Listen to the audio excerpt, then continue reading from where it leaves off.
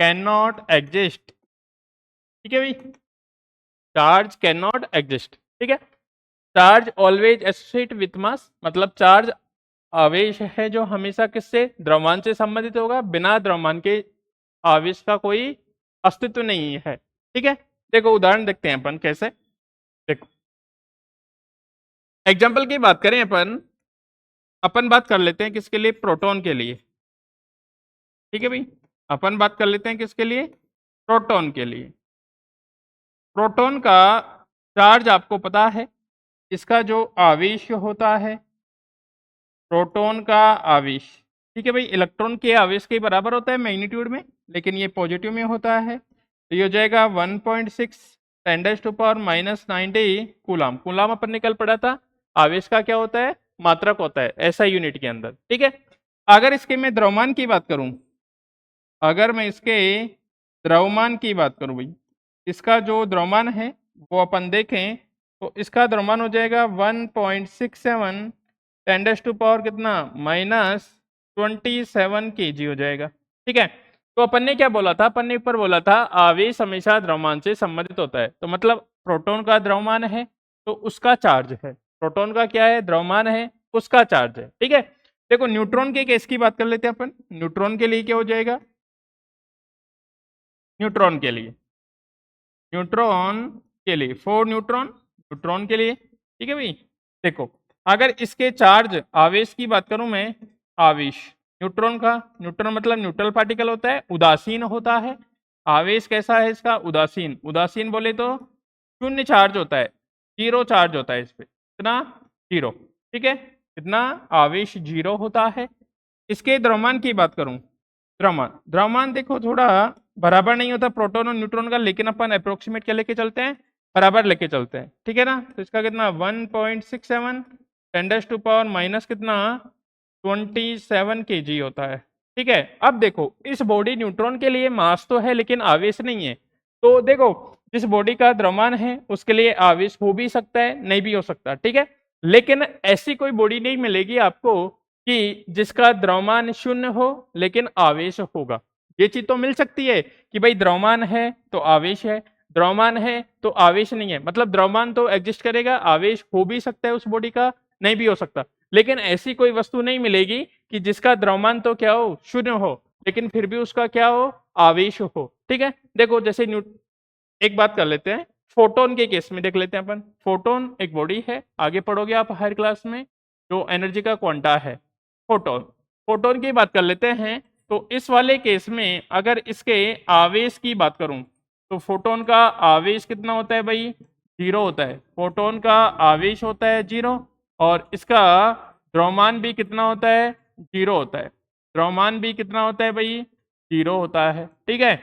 इस बॉडी का द्रव्यमान भी जीरो, तो आवेश कितना हो गया, जीरो हो गया, ठीक है। तो आपको एक ही चीज ध्यान रखनी है, आवेश हमेशा किससे संबंधित होता है, द्रव्यमान से संबंधित होता है, द्रव्यमान होगा तो आवेश होगा, द्रव्यमान होगा तो आवेश होगा, जिसमें अपन ने दोनों एग्जांपल पढ़ लिए, प्रोटॉन के केस में न्यूट्रॉन। लेकिन अपन ये डेफिनेट बोल सकते हैं कि जिस बॉडी का द्रव्यमान जीरो है उसका आवेश हमेशा ही जीरो होगा, ठीक है भाई।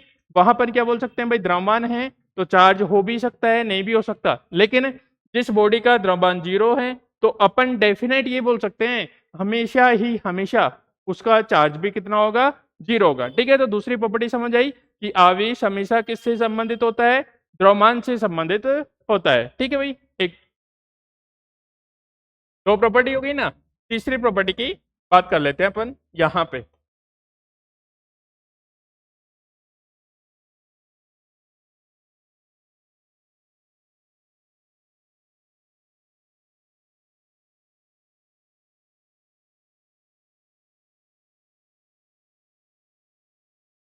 ठीक है, ये हो गया,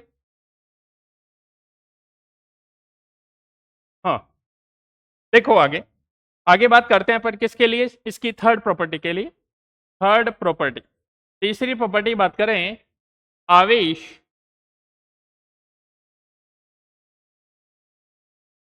एक अदिश राशि है, अपन ने पहली प्रॉपर्टी पढ़ी थी, अदिश राशि है, अतः इसका बीजगणितीय योग किया जाता है। अतः इसका बीजगणितीय एलजेब्रिक सम बोलते हैं भाई। बीजगणितीय योग किया जाता है। बीजगणितीय योग किया जाता है। ठीक है, charge is scalar, that's why so we can क्या करते हैं अपन, एल्जेब्रिक सम करते हैं इसका। अब एल्जेब्रिक सम का मतलब क्या है? एल्जेब्रिक सम का मतलब ये है कि जो चार्ज को जब भी अपन जोड़ेंगे, चार्ज को जब भी अपन जोड़ेंगे, चार्ज का addition,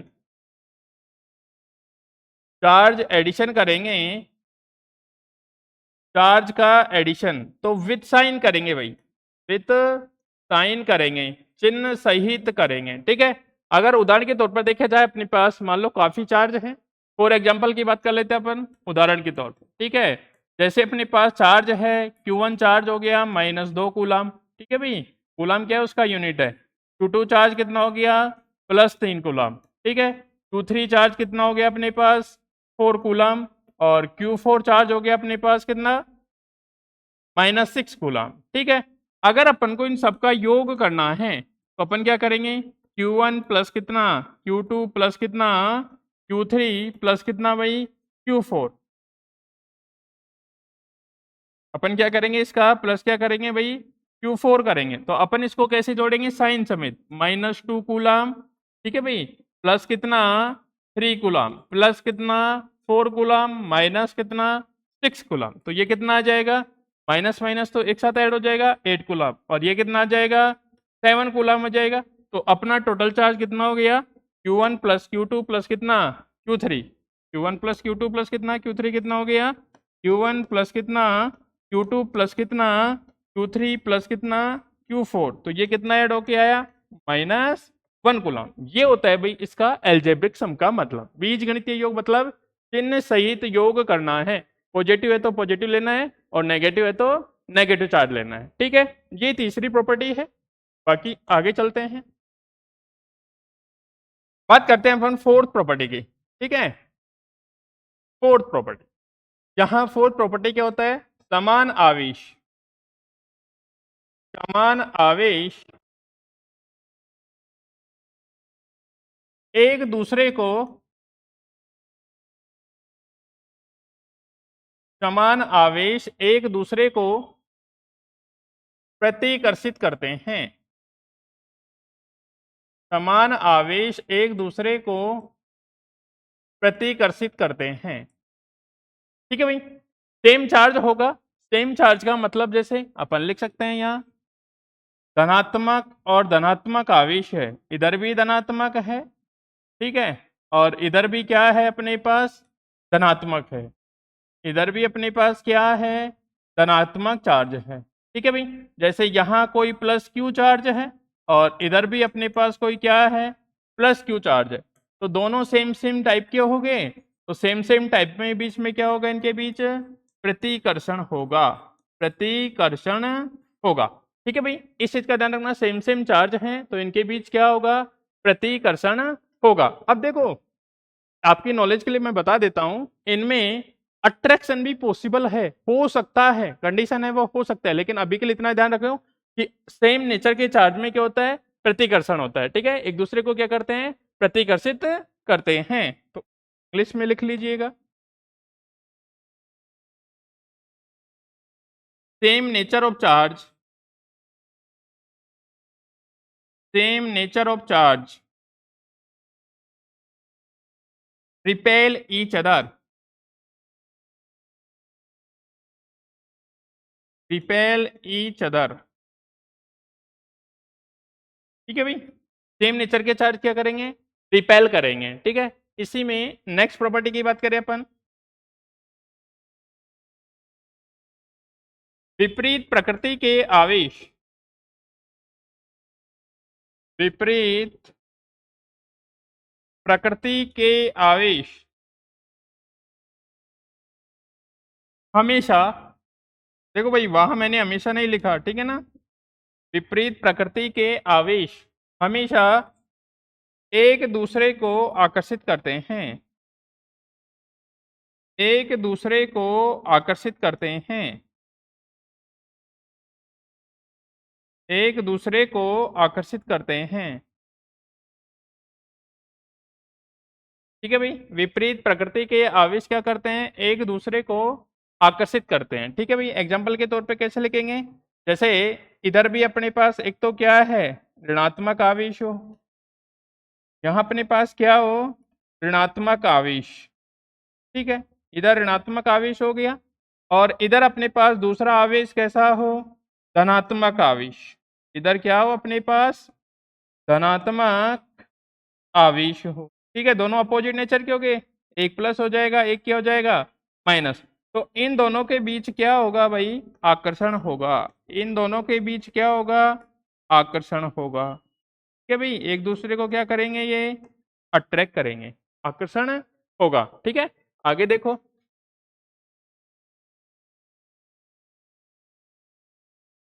opposite nature of charge, opposite nature of charge, opposite nature of charge must attract,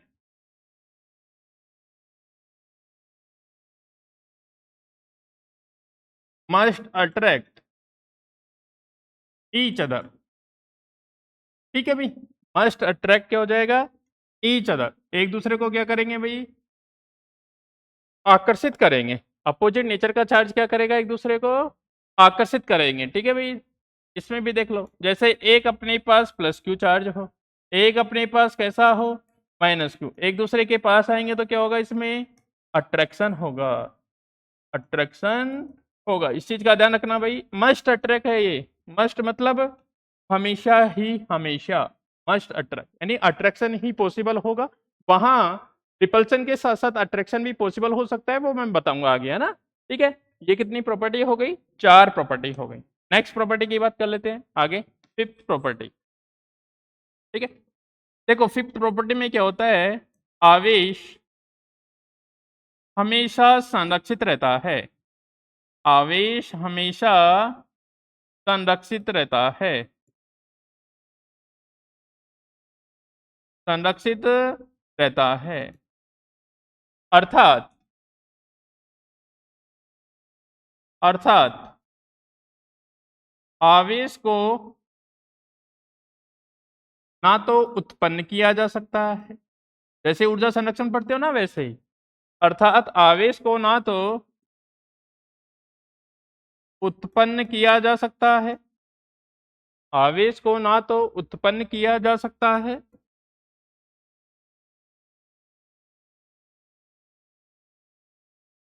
और ना ही नष्ट किया जा सकता है।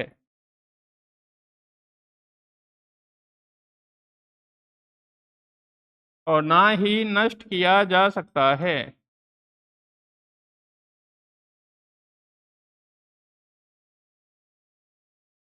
इसे केवल,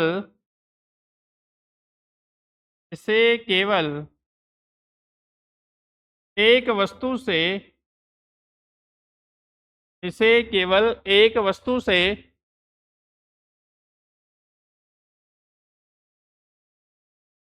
दूसरी वस्तु पर स्थानांतरित किया जा सकता है, स्थानांतरित किया जा सकता है।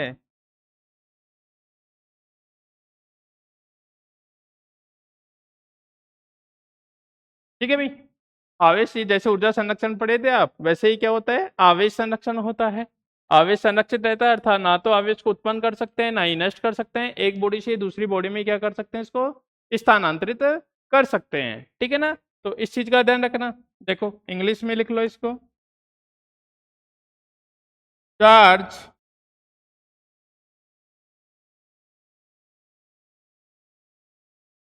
Charge always conservative,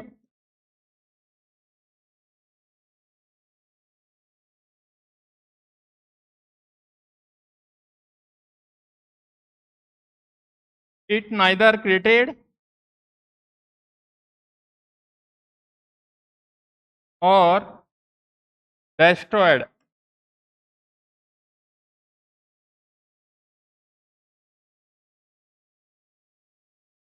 It can transfer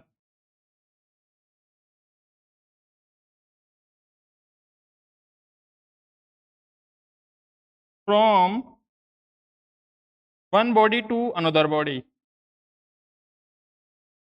One body to another body.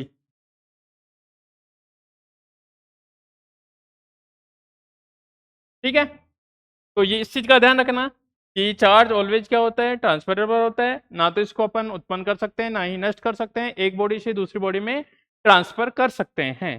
ठीक है, आगे देखो, अगर इसके एग्जाम्पल की बात करें अपन, तो जितनी भी न्यूक्लियर रिएक्शन है, उदाहरण की बात करें, सभी नाभिकीय अभिक्रियाएं या केमिस्ट्री में जो रिएक्शन पढ़ते हो ना, उन सब में सभी नाभिकीय अभिक्रियाओं में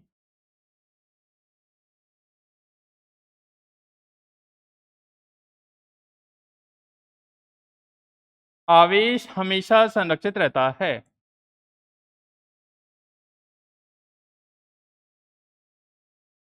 आवेश हमेशा संरक्षित रहता है।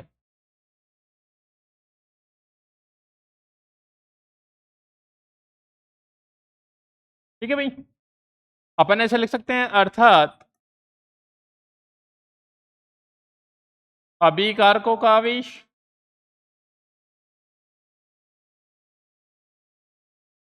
है ना, रिएक्शन की बात करें तो अपन अभिकारकों का आवेश इक्वल टू उत्पादों का आवेश।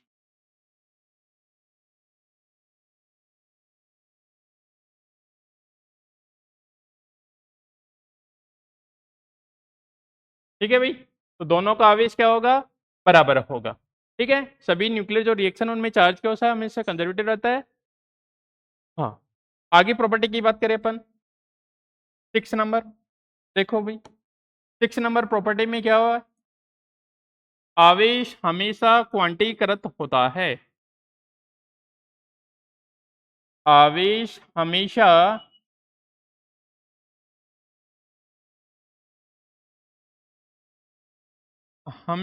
क्वांटीकृत होता है। क्वांटाइजेशन होता है भाई चार्ज का। ठीक है, देखो एक बार,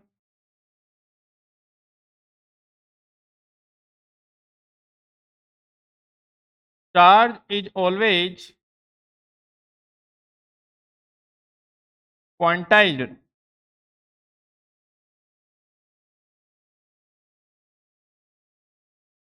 ठीक है, चार्ज कैसी है, क्वांटीकृत राशि है। क्वांटीकृत से मतलब क्या होता है कि इसकी कुछ फिक्स वैल्यू होती हैं, जैसे अपन लिखते हैं Q equal to plus minus n. ठीक है, एन क्या है भाई, इलेक्ट्रॉन्स की संख्या, इलेक्ट्रॉनों की संख्या है, नंबर ऑफ इलेक्ट्रॉन।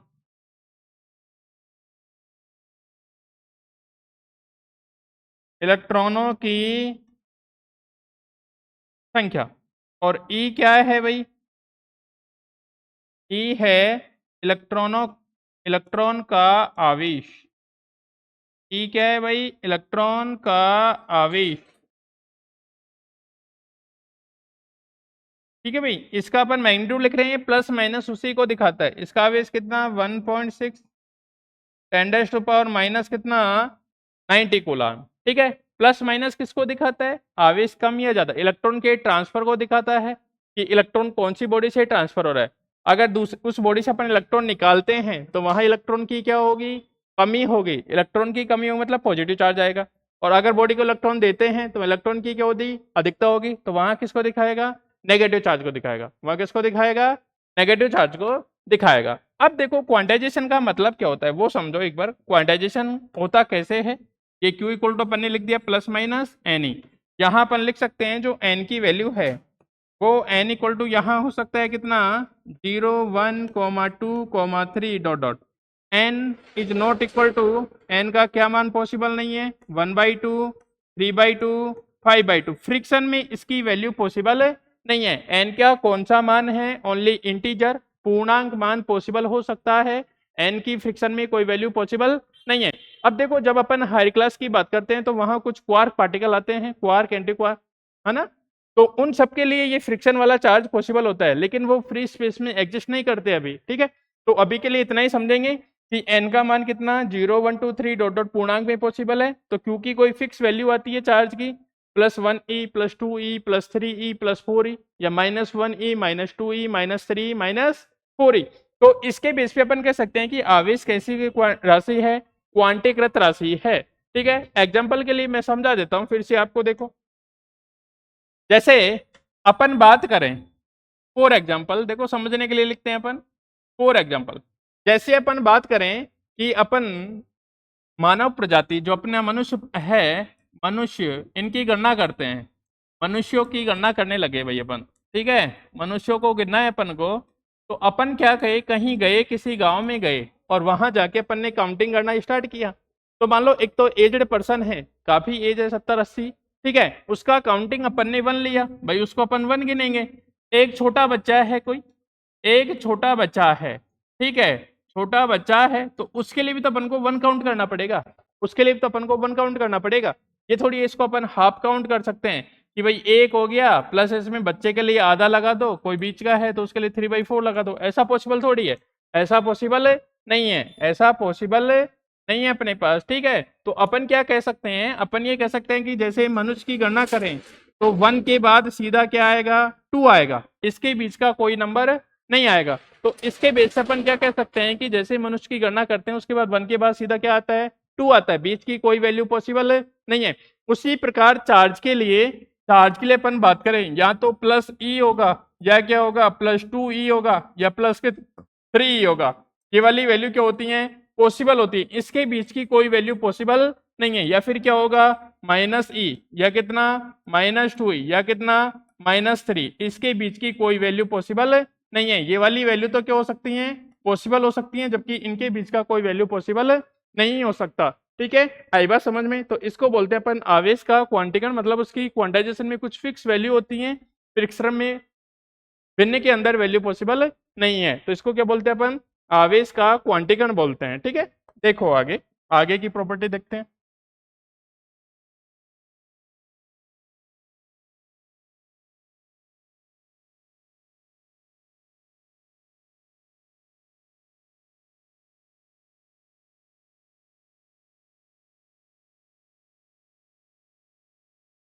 हाँ देखो, नेक्स्ट प्रॉपर्टी आती है इसकी, अभी अपन इसके बेस पे क्वेश्चन करेंगे, क्वेश्चन कर लेते हैं, चलो एक बार लिखो, क्वेश्चन लिखो, देखो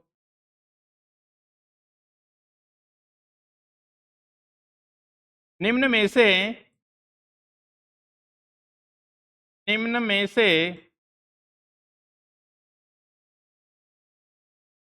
आवेश के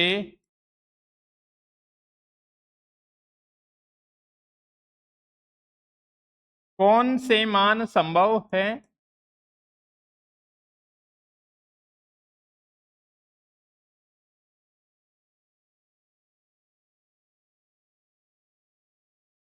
संभव है या नहीं, याद कीजिए।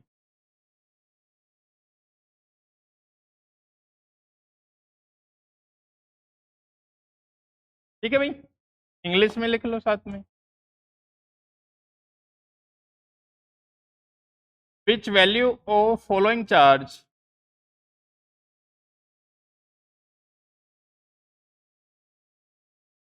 विच वैल्यू ऑफ फॉलोइंग चार्ज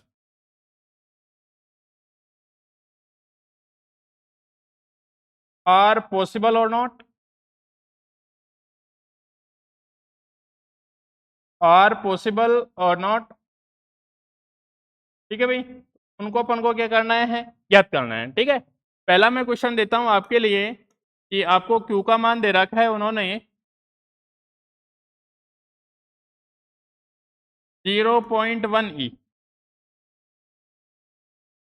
आपको क्यू का मान दे दिया उन्होंने 0.1e दे दिया, ठीक है। सेकंड, क्यू का मान दे दिया आपको उन्होंने 0.1c, ई फॉर इलेक्ट्रॉन का चार्ज है, सी फॉर कूलम उसका यूनिट है, ठीक है। थर्ड क्वेश्चन की बात कर लेते हैं अपन, आपको क्यू का मान दे दिया उन्होंने Q का मान दे दिया 3.2 10⁻⁴ कितना -70 कूलम। ठीक है, फोर्थ क्वेश्चन की बात कर लेते हैं। Q का मान दे दिया आपको कितना 6.4 10⁻⁴ कितना -20 कूलम। ये क्वेश्चन आपको सोल्व करने हैं। ठीक है, ये क्वेश्चन आपको सोल्व करने हैं।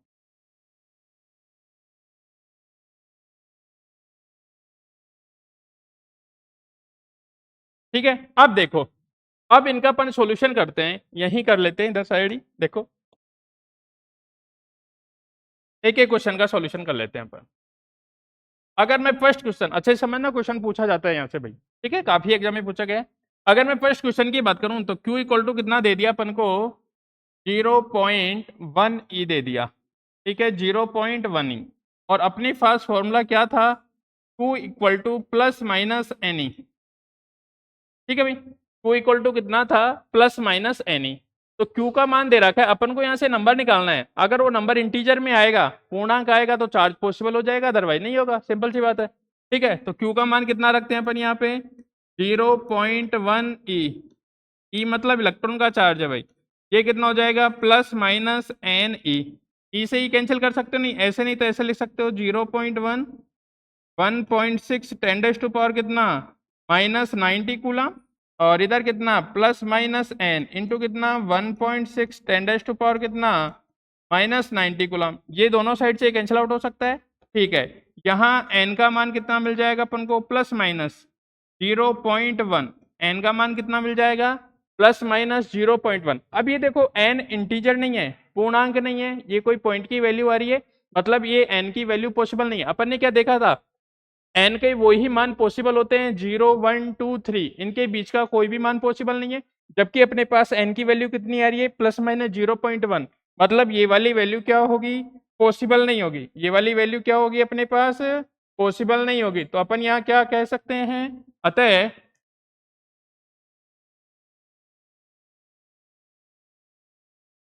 आवेश का यह मान संभव नहीं है। आवेश का यह मान संभव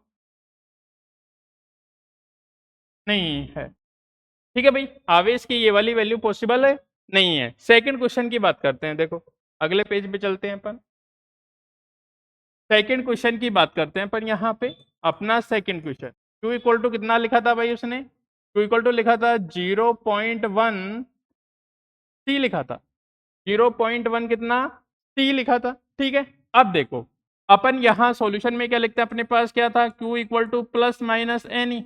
अब देखो, जो नंबर आएगा वो मैग्नीट्यूड आएगा, नंबर कोई संख्या हो गया तो प्लस में या माइनस में। ठीक है, तो उस चीज को नहीं देखना। तो Q इक्वल टू कितना हो जाएगा 0.1 C, 0.1 कितना C आ जाएगा।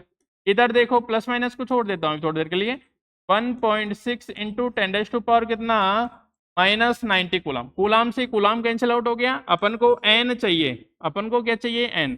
तो ये बन जाएगा 0.1 अपॉन कितना 1.6 10⁻⁴ कितना -90, पॉइंट से पॉइंट हट जाएगा। एन इक्वल टू कितना 1 अपॉन कितना 16 इंटू 10⁻⁴ कितना हो जाएगा ऊपर प्लस 19 हो जाएगा। ठीक है, अब इसको 1 को 16 से डिवाइड करेंगे, 10 की घात 19 है, तो ये संख्या कितनी भी पॉइंट में आएगी तो ये इसको क्या कर देगा, कोई इंटीजर बना देगा। कोई क्या कर देगा भाई, इंटीजर बना देगा। तो मतलब ये वाली चार्ज की वैल्यू क्या रहेगी, पॉसिबल होगी। ये वाली वैल्यू क्या होगी, चार्ज की वैल्यू पॉसिबल होगी। अतः आवेश का यह मान, आवेश का यह मान संभव होगा। ठीक है भाई, अब ऐसे मत समझना कि 1/16 फ्रिक्शन है, लेकिन 10 की पावर 19 है, 10 की पावर 19 बहुत बड़ी राशि होती है, तो ये हमेशा इसको क्या बना देगा, पूर्णांक बना देगा। अतः आवेश का यह मान संभव होगा। आवेश का यह मान क्या होगा, संभव होगा। आवेश का यह मान क्या होगा, संभव होगा। नेक्स्ट क्वेश्चन की बात कर लेते हैं अपन। देखो, क्वेश्चन नंबर जो अपना थर्ड था, अपन को Q का मान कितना दे रखा था उन्होंने, Q की वैल्यू दी है अपन को 3.2। Q की वैल्यू है अपनी 3.2। देखो, Q इक्वल टू दे रखा है अपन को 3.2 10⁻⁴ कितना -17 10⁻⁻70 कूलाम है। ठीक है, तो अपना फॉर्मूला क्या है, Q इक्वल टू कितना plus minus NE, plus minus तो कमियां अधिकता को दर्शाता है, उससे कोई दिक्कत नहीं है। ये बनेगा कितना 3.2 10⁻⁻ माइनस कितना 70, यहाँ बनेगा N, ये कितना बनेगा 1.6 10⁻⁻ कितना -90 कूलाम।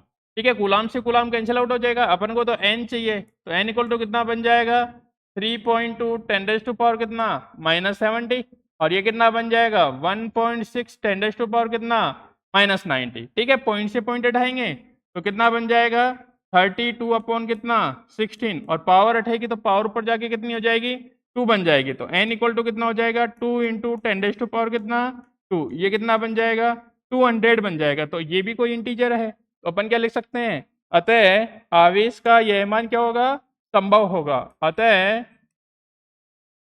आवेश का यह मान संभव होगा, अतः आवेश का यह मान संभव होगा। ठीक है भाई, आगे देखो, अगला एक क्वेश्चन और है अपना, last question, question number 4। Q का मान कितना दे दिया अपन को 6.4 10⁻⁴ कितना दे रखा है भाई -20 कूलाम दे रखा है। देखो अपने पास फॉर्मूला कितना है, Q equal to plus minus कितना है भाई NE है।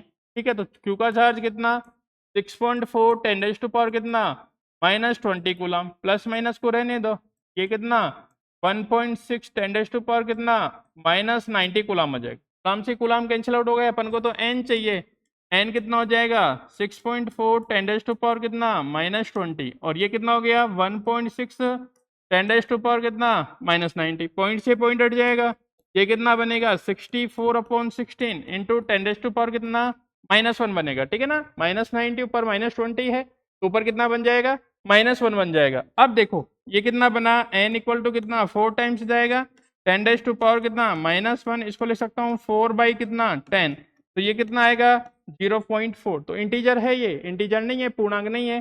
ठीक है, तो सारे क्वेश्चन अच्छे से करना, कोई भी वैल्यू आ सकती है, तो ये भी क्या हो जाएगा आवेश का यह मान संभव नहीं है, जो पूर्णांक आएगा वही आवेश का मान संभव होगा, अदरवाइज नहीं होगा। आवेश का यह मान संभव नहीं है, आवेश का यह मान संभव नहीं होगा। ठीक है भाई, ये क्वेश्चन आता है ऐसे कई बार एग्जाम में, तो इसको अच्छे से देखना। बाकी आगे एक क्वेश्चन और लिखो आप, एक क्वेश्चन ये है अगला क्वेश्चन। ठीक है, यदि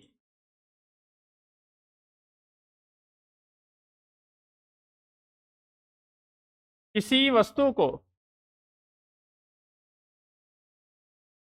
-1 कूलाम ले सकते हो, कोई दिक्कत नहीं है, -1 कूलाम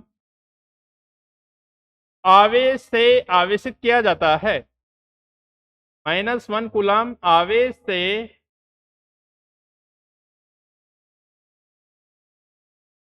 आवेशित किया जाता है। अब देखो -1 कूलाम चार्ज कब आएगा उस पर, जब अपन उसको क्या देंगे नंबर ऑफ इलेक्ट्रॉन देंगे, अरे इलेक्ट्रॉन निकालेंगे तो पॉजिटिव चार्ज आता है, अब इलेक्ट्रॉन देंगे तो कैसा चार्ज आएगा नेगेटिव चार्ज आ जाएगा। यदि किसी वस्तु को -1 कूलाम आवेश से आवेशित किया जाता है तो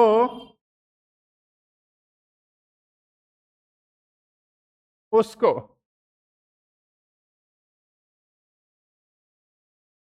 उसको दिए गए इलेक्ट्रॉनों की संख्या,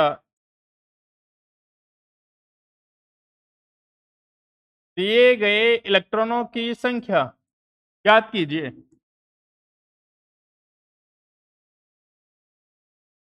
दिए गए इलेक्ट्रॉनों की संख्या ज्ञात कीजिए।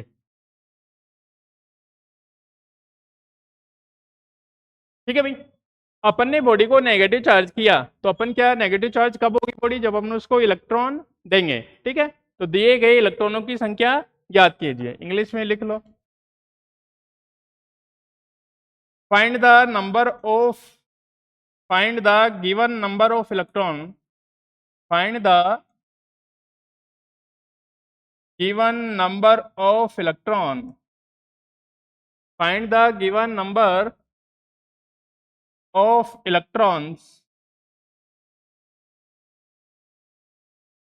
to a body, to a body if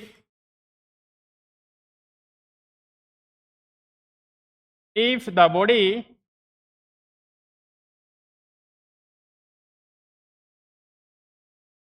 charge -1 coulomb, ठीक है, बॉडी कितने चार्ज से आवेशित हो जाए, चार्ज हो जाए कि -1 कूलम से आवेशित हो जाए। देखो अब क्वेश्चन समझो, अभी आपको एक बहुत अच्छा रिजल्ट सामने आएगा यहाँ पे, वो देखो।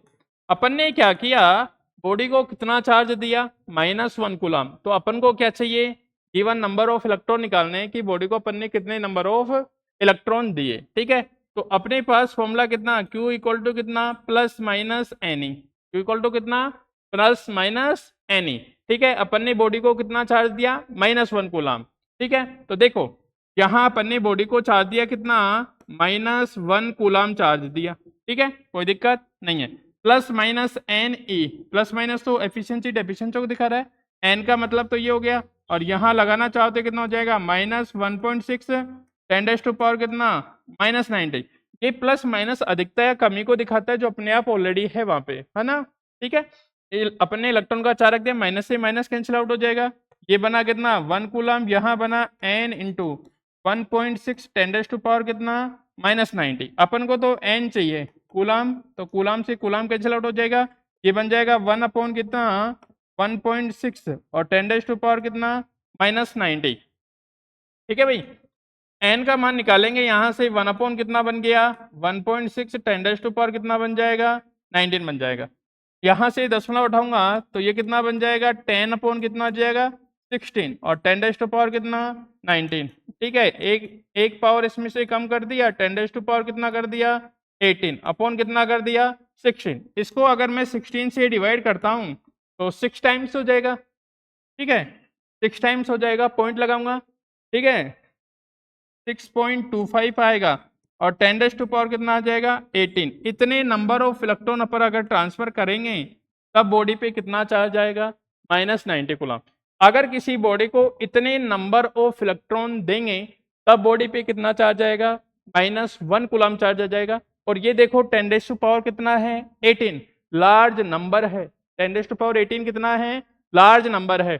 तो अब आपको ये समझ में आ रहा होगा, फील हो रहा होगा कि -1 कूलम या 1 कूलम चार्ज कितना बड़ा चार्ज होता है, कि जिसके लिए अपन को बॉडी से कितने इलेक्ट्रॉन ट्रांसफर करने होते हैं, 10⁻18 नंबर ऑफ इलेक्ट्रॉन्स आपको ट्रांसफर करने होते हैं, ठीक है। नेक्स्ट प्रॉपर्टी देखो इसकी, नेक्स्ट प्रॉपर्टी जो भी है 7 8 जो भी देख लेना, ठीक है। हाँ मैं लिखता हूं यहाँ पे, आवेश हमेशा एक निश्चर राशि होती है, आवेश हमेशा एक निश्चर बोले तो कांस्टेंट होता है कहने का मतलब, ठीक है ना, इनवेरिएंट बोलते हैं। आवेश हमेशा एक निश्चर राशि होती है,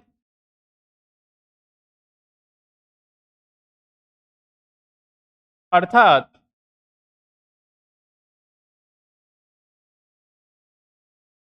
वस्तु की गति के कारण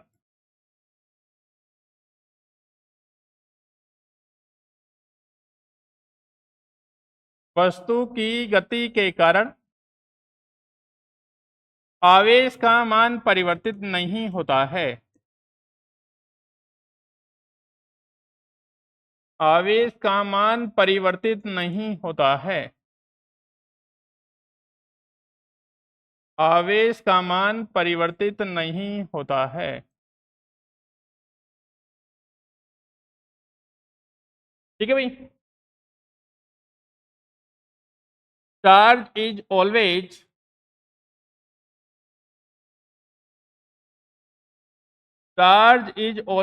invariant quantity,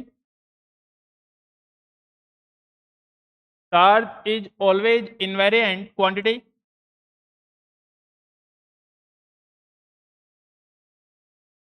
that is does not depend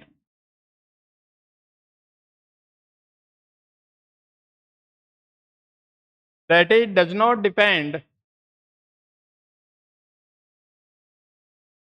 the motion of body, that it does not depend motion of body। कहने का मतलब क्या है? कहने का मतलब ये है कि अगर किसी बॉडी पे जब रेस्ट में है कोई बॉडी, अगर उस पे चार्ज कितना है, 1 कूलाम है। मान लेते हैं अपन कोई बॉडी रेस्ट में रखी हुई है तो उस पे चार्ज कितना है, 1 कूलाम है। अगर मैं उस बॉडी को v वेलोसिटी से मूव करा दूं, अगर मैं उस बॉडी को v वेलोसिटी से मूव करा दूं तो भी उसका चार्ज कितना रहेगा, 1 कूलाम ही रहेगा। ठीक है, जितना चार्ज रेस्ट पे होता है बॉडी को अगर मूव कराओगे तो भी बॉडी पे उतना ही चार्ज रहता है। ठीक है, तो यहां मैं तुम्हारे लिए एग्जांपल लिख देता हूं एक। यदि अपने पास मान लो क्यू चार्ज की कोई बॉडी है, ये कोई बॉडी है, ठीक है, एट रेस्ट पे है। बॉडी कहाँ पे है, रेस्ट में है, विराम अवस्था में है। बॉडी कहाँ पे है, विराम अवस्था में है। ये बॉडी कहाँ पे है भाई, विराम अवस्था में। तब मैंने मान लिया कि इसका चार्ज कितना है, क्यू नॉट है। ठीक है ना, क्यू नॉट चार्ज या क्यू बोल सकते हो, कोई दिक्कत नहीं है। कि उसका चार्ज कितना है भाई, अपने पास ये कोई बॉडी है और इसका चार्ज कितना है रेस्ट में, क्यू नॉट है, विराम अवस्था में। ठीक है, यदि मैंने इसको क्या करा दिया, ये अपनी बॉडी है और इसको मैंने भी स्पीड से गतिशील करा दिया, गति की अवस्था में, गति की अवस्था मोशन में ला दिया। इस बॉडी को v वेलोसिटी से मूव कर रही है तो भी इस बॉडी पे चार्ज कितना होगा, क्यू नॉट ही होगा। तो भी इस बॉडी पे चार्ज कितना होगा, क्यू नॉट ही होगा। इसका मतलब यही है कि आवेश कैसी है, निश्चित क्वांटिटी इनवेरिएंट क्वांटिटी होती है। रेस्ट में देखो या फिर वेलोसिटी की फॉर्म में देखो तो भी चार्ज कितना रहेगा, सेम ही रहेगा। तो भी चार्ज कितना रहेगा, सेम ही रहेगा। ठीक है, नेक्स्ट देखो आगे अपन बात कर लेते हैं यहाँ स्पेसिफिक चार्ज, विशिष्ट आवेश की। विशिष्ट आवेश, स्पेसिफिक चार्ज, स्पेसिफिक चार्ज। ठीक है भाई, स्पेसिफिक चार्ज क्या होता है, देखो परिभाषा। स्पेसिफिक चार्ज होता है भाई विशिष्ट आवेश इक्वल टू, विशिष्ट आवेश इक्वल टू आवेश बटा द्रव्यमान। ठीक है, जिस भी बॉडी के लिए निकालना चाहो उस बॉडी का स्पेसिफिक चार्ज, विशिष्ट आवेश कितना, आवेश बटा द्रव्यमान। इसको लिखते हैं अपन सिग्मा से। तो अपन किससे लिखते हैं भाई, सिग्मा से लिखते हैं। तो सिग्मा इक्वल टू कितना लिख सकता हूं मैं, चार्ज मतलब क्यू से लिख दिया और उस बॉडी का क्या, द्रव्यमान लिख दिया। ये क्या है भाई, विशिष्ट आवेश है। ये क्या है, विशिष्ट आवेश। अब देखो आवेश तो निश्चित क्वांटिटी है, इनवेरिएंट, लेकिन स्पेसिफिक चार्ज क्या है, इनवेरिएंट क्वांटिटी नहीं होती, निश्चित नहीं होती। वो कैसे नहीं होती अपन देखेंगे। ठीक है, देखो आपने एक फॉर्मूला देखा होगा मूविंग बॉडी के लिए, m इक्वल टू कितना होता है, एम नॉट अंडर रूट कितना, 1 माइनस कितना, बी स्क्वायर अपॉन कितना, सी स्क्वायर।